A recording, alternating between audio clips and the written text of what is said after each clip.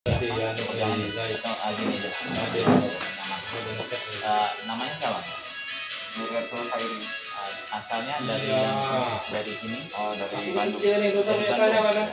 Kemarin dari Bandung ya? Ya. Sampai di sini Sampai di sini hari Rabu. Hari Rabu dengan menggunakan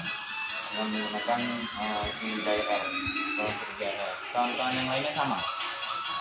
Kalau yang di ini pakai kapal, teman saya sendiri pakai Sriwijaya Air. Terus ini ya, rambut kecil biar nyaman. Pegang-pegang deh.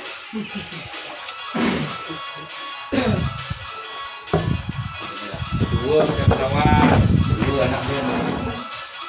Awak nak mendangkul kan bulan ekor tak?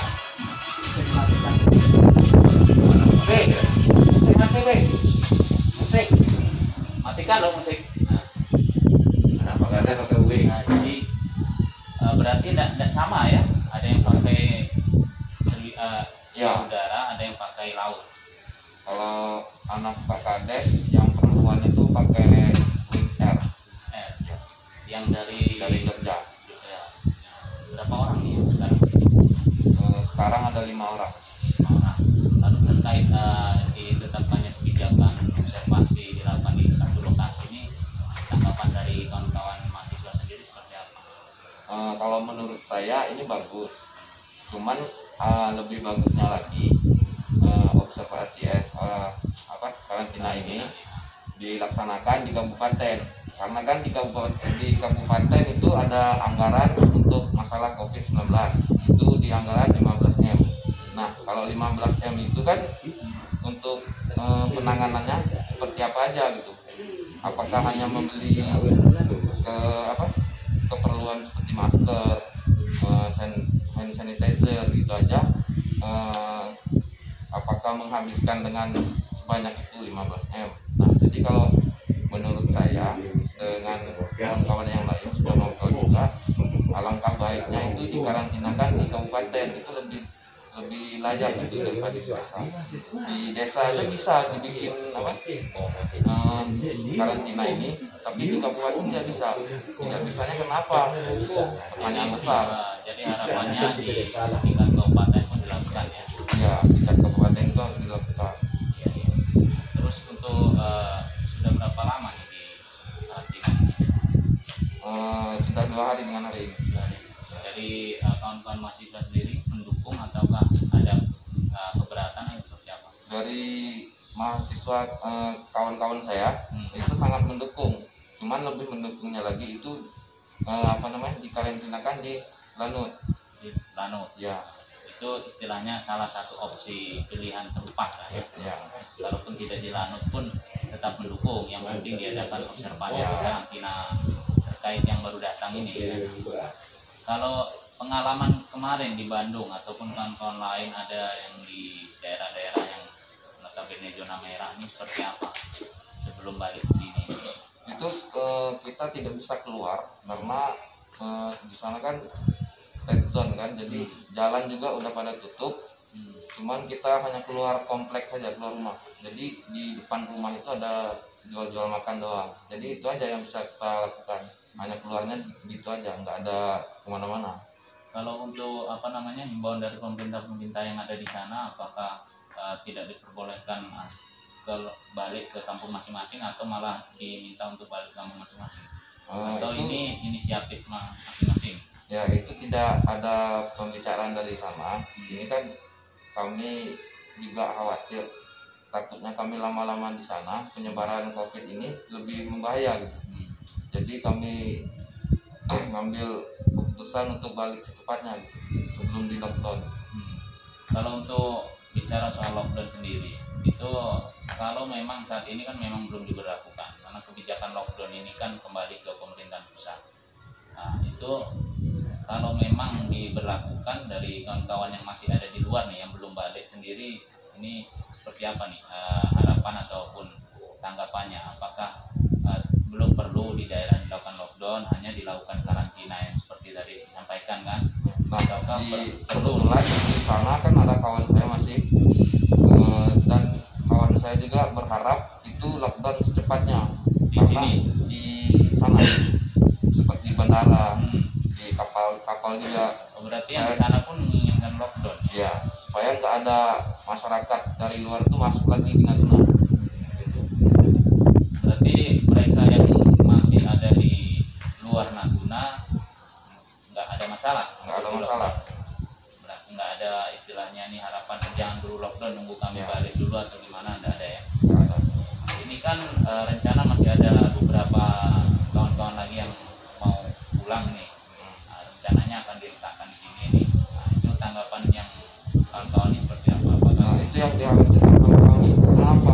Karena mereka melalui lewat laut. Yang mereka pakai kapal itu kan banyak orang. Jadi mana tahu bukan dia tapi orang lain. Emang di sana mereka ngecek itu masih biasa saja. Tapi kan kita tidak tahu yang di kapal itu apakah ada yang positif ataupun PDP, ODP gitu. Jadi kalau misalkan mereka bersentuhan, terus mereka nggak tahu, nggak sengaja bersentuhan terus pulang ke sini, ya kami juga merasa takut. Khawatir ya? Ya khawatir. Di sini sendiri ruangannya seperti apa nih? Ada berapa ruangan, terus dibagi menjadi berapa kamar atau? Untuk sekarang yang terisi ada 5 dan 2 lagi belum terisi. Itu satu kamar satu orang, Satu kamar 1 orang. satu orang. Ya, Berarti total di sini 3 orang, 5. 5. Berarti 5 kamar terisi. Ya, Sisa 2 kamar, sisa 2 kamar. 2 kamar. Ada yang kamarnya berdua juga ya cewek. Satu kamar berdua ada juga. Terus kemarin waktu pertama kali datang itu adakah tindakan antisipasi di bandara ataupun di ini berdatangnya pakai bandara semua ya? Ada yang kapal, Kapal juga yang di kapal ataupun di bandara adakah tindakan antisipasi dari tim gugus tugas yang berjaga di tiap-tiap terminal, pengecekan disuruh- suhu atau apa, ya disuruh atau ngecek setiap hari gitu. ada himbauan yang lain mungkin Untuk pembawaan yang lain nggak ada, cuman karantina mandiri. ya karantina mandiri di rumah jangan keluar-keluar, cek kesehatan, vitamin juga minum itu aja. Gitu ya, tidak ada pengecekan suhu. Nggak ada pengecekan Suhu tubuh tidak ada. ada Ada. Terus penyemprotan disinfektan ada. ada Ada juga.